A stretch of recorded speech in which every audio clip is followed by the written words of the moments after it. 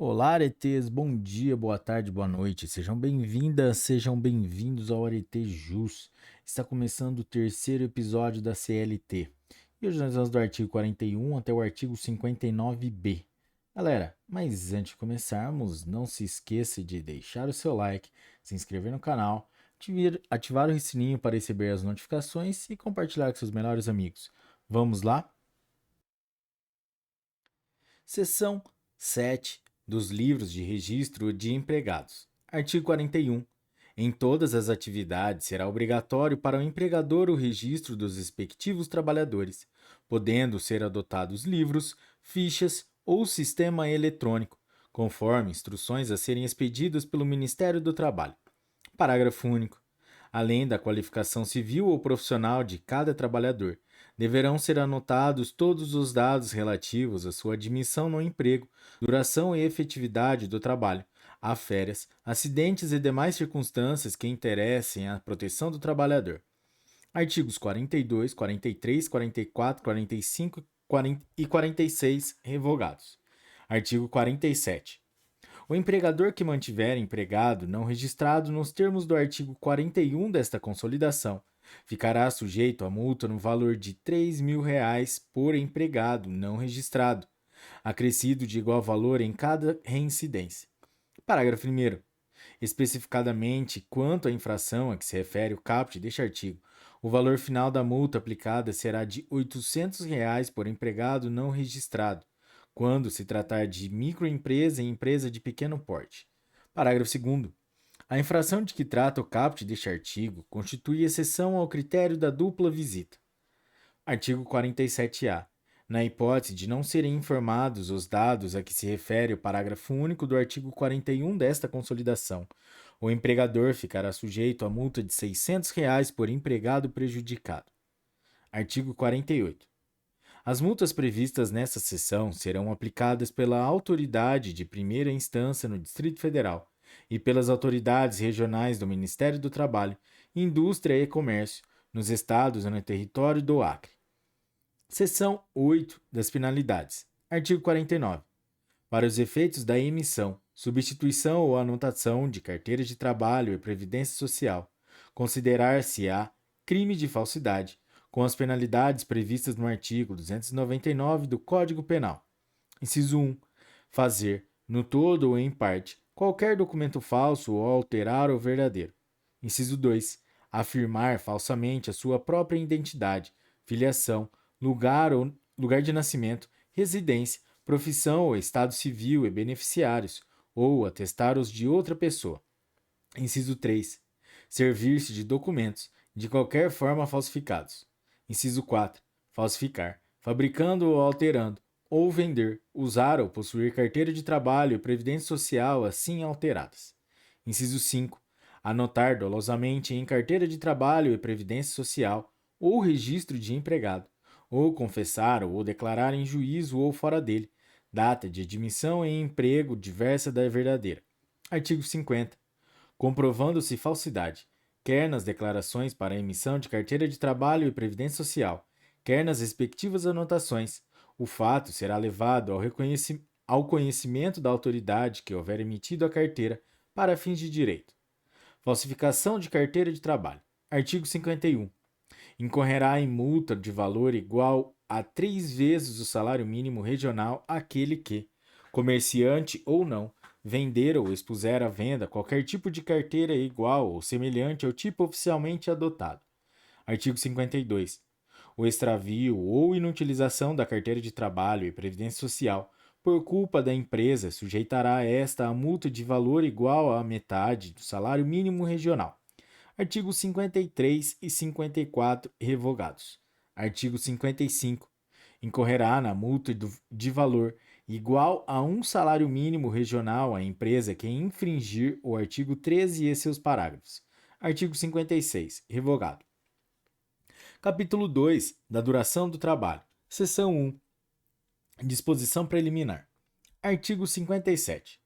Os preceitos deste capítulo aplicam-se a todas as atividades, salvo as expressamente excluídas, constituindo exceções às disposições especiais, concernentes estritamente a peculiaridades profissionais constantes do capítulo 1 do título 3, seção 2 da jornada de trabalho. Artigo 58.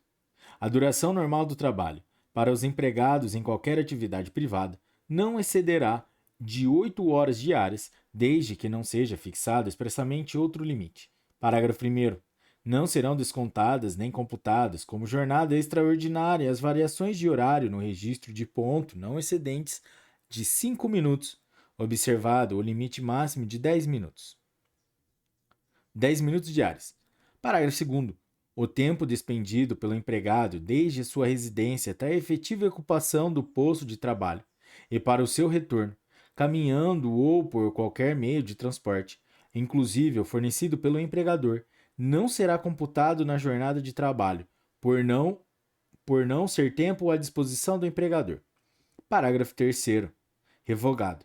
Artigo 58-A.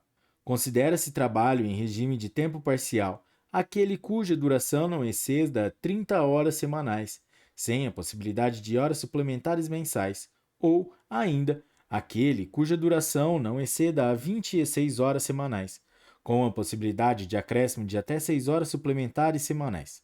Parágrafo 1º. O salário a ser pago aos empregados sob regime de tempo parcial será proporcional à sua jornada, em relação aos empregados que cumprem, nas mesmas funções, tempo integral. Parágrafo 2º. Para os atuais empregados, a adoção do regime de tempo parcial será feita mediante opção manifestada perante a empresa, na forma prevista em instrumento decorrente de negociação coletiva. Parágrafo 3º. As horas suplementares à duração do trabalho semanal normal serão pagas com um acréscimo de 50% sobre o salário hora normal. Parágrafo 4º.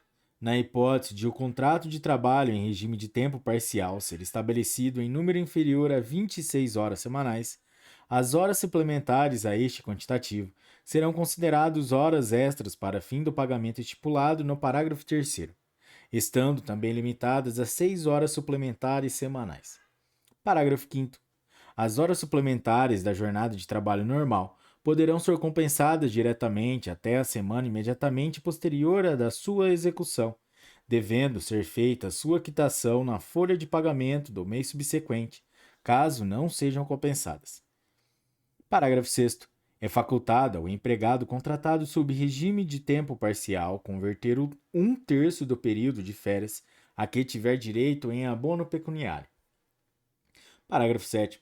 As férias do regime de tempo parcial são regidas pelo disposto no artigo 130 desta Consolidação. Artigo 59. A duração diária do trabalho poderá ser acrescida de horas extras, em número não excedente de 2, por acordo individual, convenção coletiva ou acordo coletivo de trabalho. Parágrafo 1º. A remuneração da hora extra será, pelo menos, 50% superior à da hora normal. Parágrafo 2º. Poderá ser dispensado o acréscimo de salário se, por força de acordo ou convenção coletiva de trabalho, o excesso de horas em um dia for compensado pela correspondente diminuição em outro dia, de maneira que não exceda, no período máximo de um ano, a soma das jornadas semanais de trabalho previstas, nem seja ultrapassado o limite máximo de 10 horas diárias. Parágrafo 3º. Na hipótese de rescisão do contrato de trabalho, sem que tenha havido a compensação integral da jornada extraordinária, na forma dos parágrafos 2º e 5º deste artigo, o trabalhador terá direito ao pagamento das horas extras não compensadas, calculadas sobre o valor da remuneração na data da rescisão. Parágrafo 5º. O banco de horas de que trata o parágrafo 2º deste artigo poderá ser pactuado por acordo individual escrito, desde que a compensação ocorra no período máximo de 6 meses. Parágrafo 6º. É lícito o regime de compensação de jornada estabelecido por acordo individual, tácito ou escrito, para compensação no mesmo mês. Artigo 59-A. Em exceção ao disposto no artigo 59 desta Consolidação, é facultado às partes, mediante acordo individual, escrito, convenção coletiva ou acordo coletivo de trabalho, estabelecer horário de trabalho de 12 horas seguidas por 36 horas ininterruptas de descanso, observados ou indenizados os intervalos para repouso e alimentação.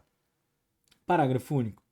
A remuneração mensal pactuada pelo horário previsto no caput deste artigo abrange os pagamentos devidos pelo descanso semanal remunerado e pelo descanso em feriados, e serão considerados compensados os feriados e as prorrogações de trabalho noturno, quando houver, de que tratam o artigo 70 e parágrafo 5º do artigo 73 desta consolidação. Artigo 59b.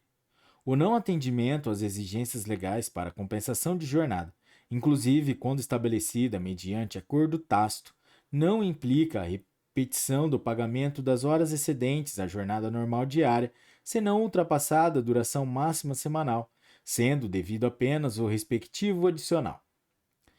Parágrafo único. A prestação de horas extras habituais não descaracteriza o acordo de compensação de jornada e o banco de horas.